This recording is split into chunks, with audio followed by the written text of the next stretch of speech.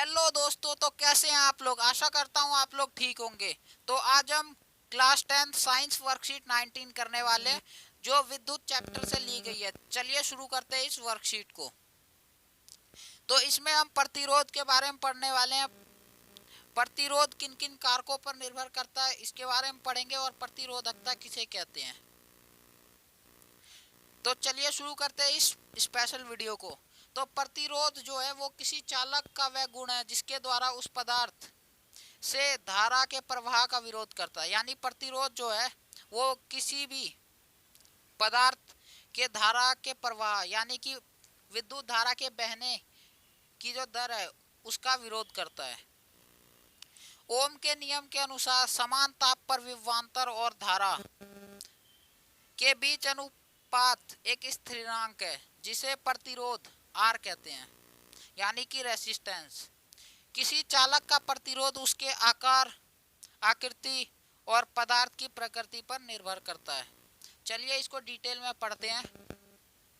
चालक का प्रतिरोध एक विशेष तापमान पर निम्नलिखित कारकों पर निर्भर करता है। चालक की लंबाई, अनुप्रस्थ काट का क्षेत्रफल, पदार्थ की प्रकृति। तो अब हम चालक की लंबाई के बारे में पढ़ेंगे। तो किसी धातु के एक समान चालक का प्रतिरोध उसकी लंबाई के अनुक्रमानुपाती होता है। यानी कि लंबी तार का प्रतिरोध छोटी तार की अपेक्षा अधिक होगा। अब चालक के अनुप्रस्थ काट का क्षेत्रफल। किसी चालक का प्रतिरोध उसकी अनुप्रस्थ काट के क्षेत्रफल के व्युत्क्रमानुपाती होता है। यानी कि चालक का प्रतिरोध जो है उसके क्षेत्रफल के व्युत्क्रमानुपाती, यानी कि उसका उल्टा होता है। अगर उदाहरण ले तो एक मोटी तार का जो प्रतिरोध है एक पतली तार की अपेक्षा कम होता है। अब चाल के पदार्थ की प्रकृति पर निर्भर करता है। तो विद्युत रोधी प्रतिरोध चालक की अपेक्षा अधिक होता है। अब हम पदार्थ का तापमान पढ़ते हैं। ताप के साथ प्रतिरोध बढ़ता है। ठंडे तंतु का प्रतिरोध गर्म तंतु के अपेक्षा कम होता है। यानी कि गर्म तंतु का जो प्रतिरोध है वो अधिक होता है। अब अधिक ताप पर प्रतिरोध अधिक होता है, ये हम पढ़ चुके हैं। तो अब यहाँ पे गणितीय रूप दे रखा है इन सब का। रेसिस्टेंस जो है वो अनुक्रमानुपाती होता है लेंथ के, और रेसिस्टेंस जो है वो क्षेत्रफल के व्युत्क्रमानुपाती होता है। तो आप इसे पढ़ लीजिएगा। यहाँ पे P जो है वो चालक के पदार्थ की प्रतिरोधकता है। इसको P से डिनोट करते हैं। यह अनुपातिकता स्थिरांक है जिसे चालक के पदार्थ की वैद्युत प्रतिरोधकता कहते हैं। प्रतिरोधकता का SI मात्रक ओम मीटर होता है। अब प्रतिरोधकता पढ़ लें। यह संख्यात्मक रूप से लंबाई और इकाई अनुप्रस्थ काट के क्षेत्रफल के प्रतिरोध के बराबर होता है। यानी प्रतिरोधकता जो है वो लंबाई और इकाई, जो किसी भी क्षेत्रफल की लंबाई और उसकी इकाई है उसके प्रतिरोध के बराबर होता है प्रतिरोधकता। इसका SI मात्रक ओम मीटर है। यह पदार्थ की लंबाई और मोटाई क्षेत्रफल पर निर्भर नहीं करता, परंतु पदार्थ की प्रकृति और ताप पर निर्भर करता है। यह विभिन्न प्रकार की प्रतिरोधकता दोस्तों भिन्न भिन्न प्रकार की होती है।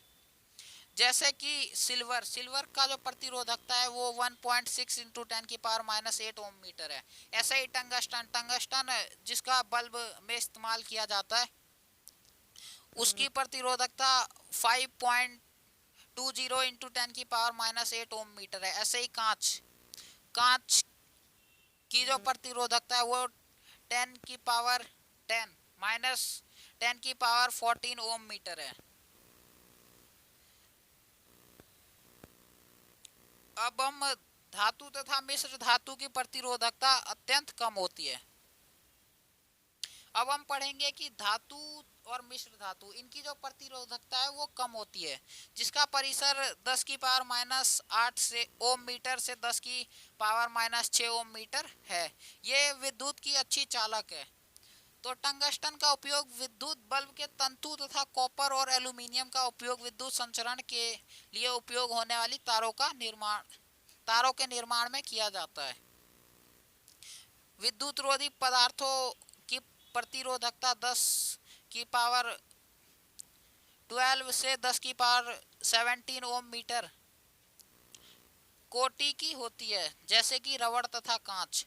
मिश्र धातु की प्रतिरोधकता उनकी अवयवी धातु की अपेक्षा अधिक होती है, इसीलिए इनका उपयोग विद्युत इस्त्री, गीजर जैसी विद्युत तापन युक्तियों में किया जाता है।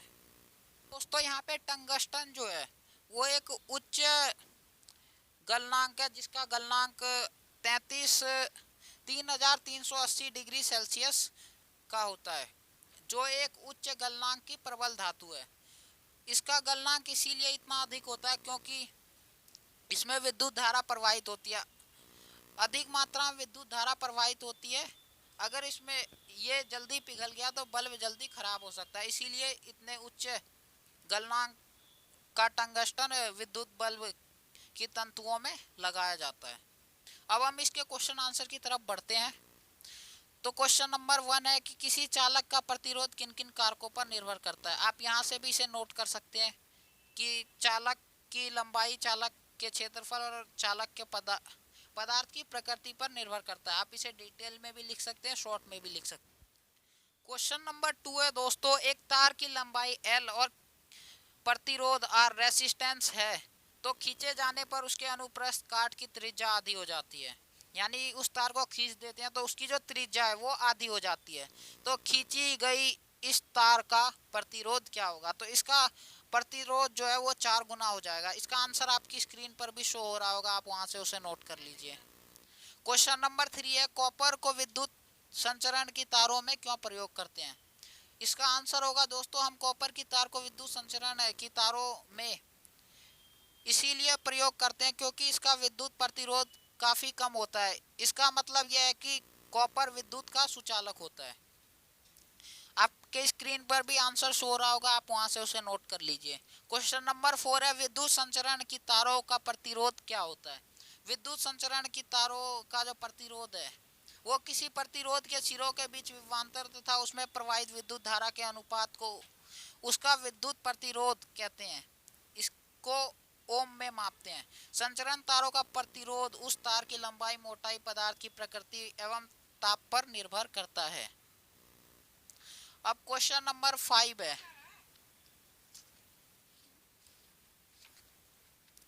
कि विद्युत तापन युक्तियों के निर्माण में तापन अवयव शुद्ध धातुओं की अपेक्षा मिश्र धातुओं के क्यों बनाए जाते हैं? तो विद्युत तापन युक्तियों के निर्माण में तापन अवयव शुद्ध धातुओं की अपेक्षा मिश्र धातुओं के निम्नलिखित कारणों से बनाए जाते हैं, क्योंकि मिश्र धातुओं का उच्च प्रतिरोध होता है और साथ ही इनका मिश्र धातुओं का उच्च गलनांक भी होता है। ये वर्कशीट यहीं पर समाप्त होती है दोस्तों। अगर आपको ये वीडियो पसंद आई तो वीडियो को लाइक करें, ज़्यादा से ज़्यादा शेयर करें और चैनल को सब्सक्राइब करना ना भूलें।